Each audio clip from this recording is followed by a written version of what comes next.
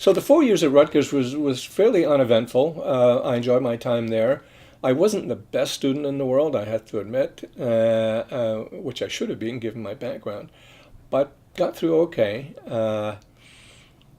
Come my senior year, it suddenly dawned on me, I don't know where my head was before that I was going to graduate very soon and there was a war going on. Uh, but I also realized after going to a few job interviews that my draft status was the first question that came up. I guess they were allowed to ask these kind of questions in those days. And of course it was 1A. I'd never had a sick day in my life. And I wasn't married. There was nothing that would keep me out of the military. So I said, oh, wow, what am I going to do now? This was the spring of my senior year in 1968. 1968 was not a good year to graduate. It was the highest draft year since World War II, perhaps with an exception of the Korean War. And I wasn't savvy enough. I hadn't been around long enough to figure out all the nuances, and neither had my family. I think if we had been a long-standing family in this country, I might have approached it a bit differently. But I figured my choices were going to jail or going to Canada. So I was drafted. Now, having said that, when the shoe finally dropped that I was going to be in the military, I thought my father was a pilot in the RAF. I'd always been interested in airplanes. I always had model airplanes in my room in Scotland. So I figured, well, I'll go talk to the Air Force, take a little bit of initiative here, rather than ending up as a grunt in the jungle, so to speak. And qualifying for Air Force flight school composed of two components. One was a 6-hour aptitude test. That was a fairly unique aptitude test, testing for qualities you would need as a pilot, say. That was, and then of course the physical. I hadn't been sick a day in my life in the physical, so I figured no problem with the physical. And I passed the 6-hour aptitude test, and I walked into the Air Force recruiting station, and these two guys that had been kissing my feet for like 4 months, they wouldn't meet my eyes eye to eye, and they said, "Yeah, we just got your results back this morning," and and they said you were rejected, and I said, "Rejected on what?" He said, "Rejected on the basis of insufficient teeth." And he had my folder in front of him, and he turned it around, and sure enough, you have the upper teeth and the lower teeth, and there's X's where you have teeth missing. And he said, "Well, you're allowed X teeth missing, and you have Y teeth missing." And I thought, "Huh?" And I remember standing there with my tongue counting where I had teeth missing. Good old Scottish dentist. Let's hear it for Scottish dentist. I was only 22 years old, and I already had half a mouthful gone. I'd never given it a thought, frankly, myself. So I went next door to the Marine office, and there was a Marine gunny sergeant sitting there, and I told him my story. He said, "Yeah," he said, "unfortunately it would be the same for Navy flight school." And he said, "Where you have teeth pulled, it's regarded as scar tissue and liable to bleed at high altitudes or high G-forces." So I didn't get to flight school to be a jet jockey, if you will.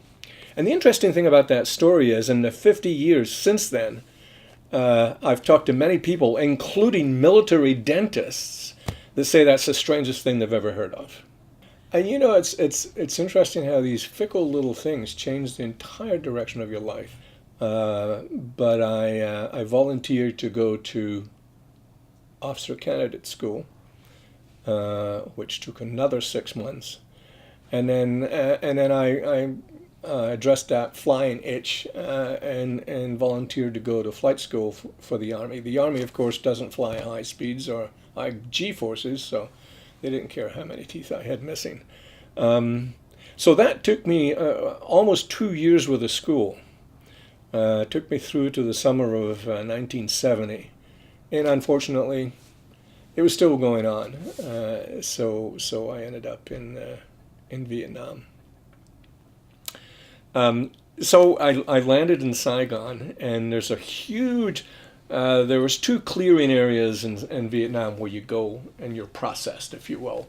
They just dump everybody in these 2 locations, and from there you get your specific orders to various units within country.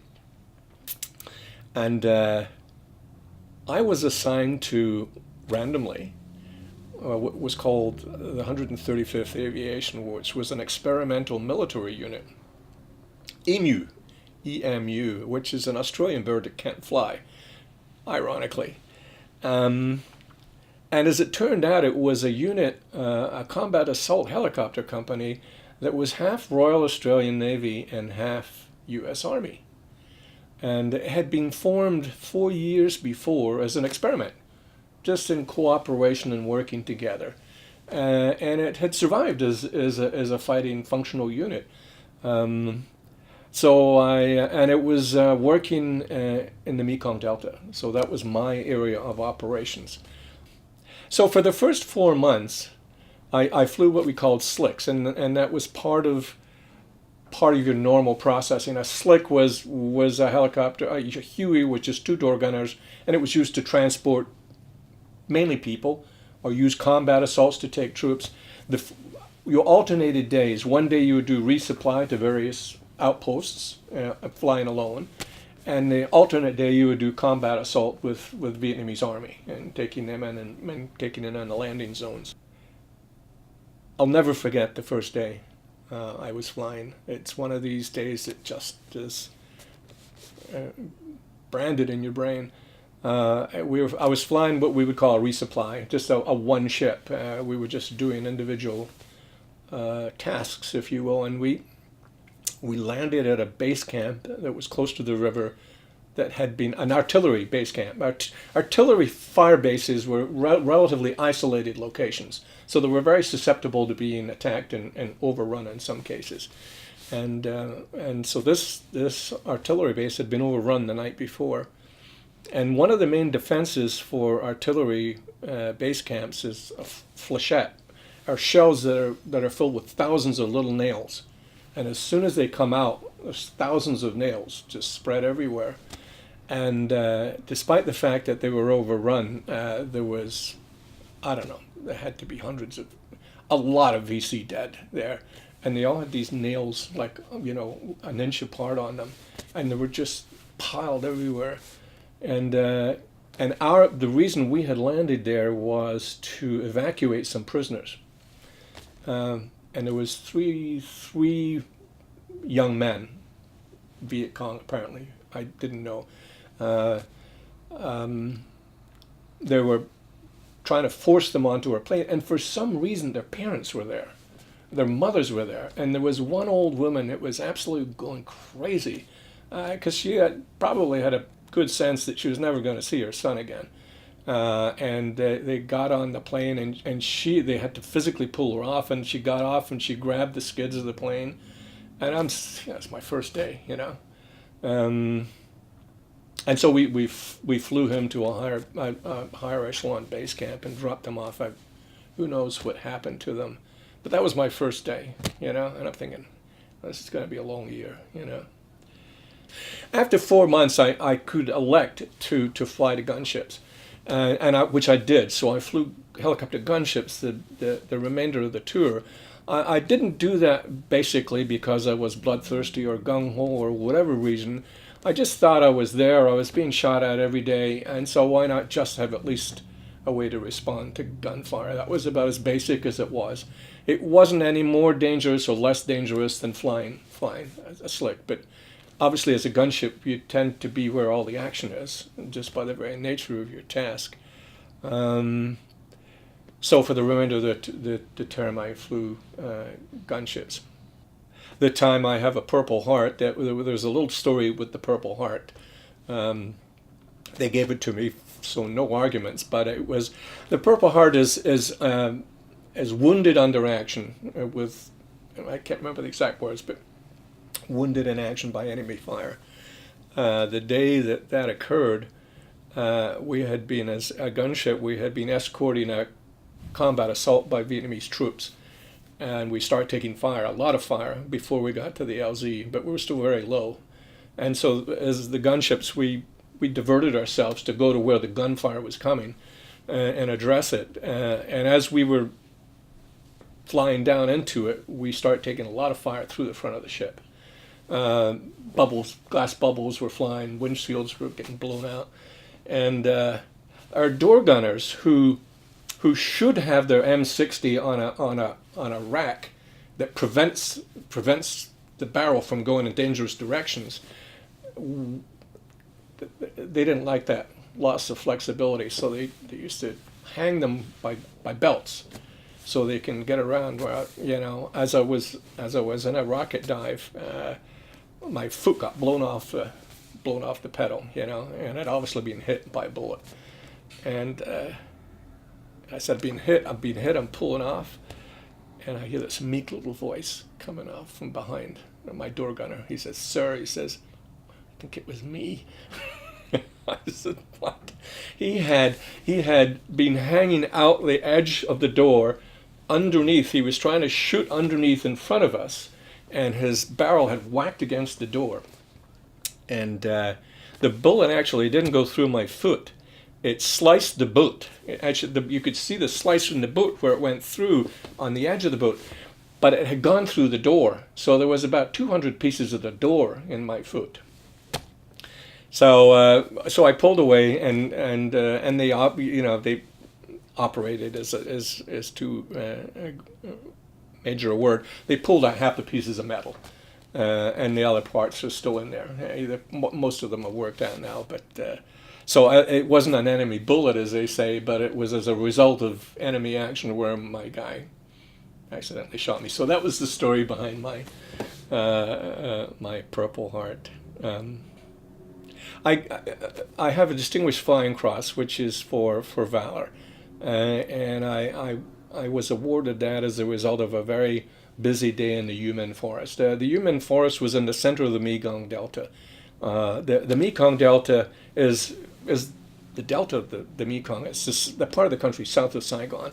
It's the heaviest populated part of the country, and it's the most productive agricultural area. But it's a lot of open rice fields. But in the center of it's the Yumen Forest, which was a home for a lot of VC and North Vietnamese. And we had a major operation in there where twice within the span of about an hour and a half, I was in a position where there was a combat assault going on, and the lead helicopter got shot down. So it had crash landed with a load of infantry, and it was getting overrun.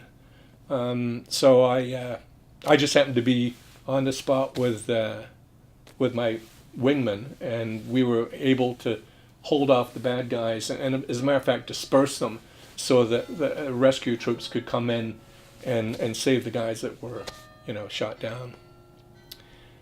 And about 2 hours later, not very far away, a Loach had been shot down. A Loach is a light observation helicopter.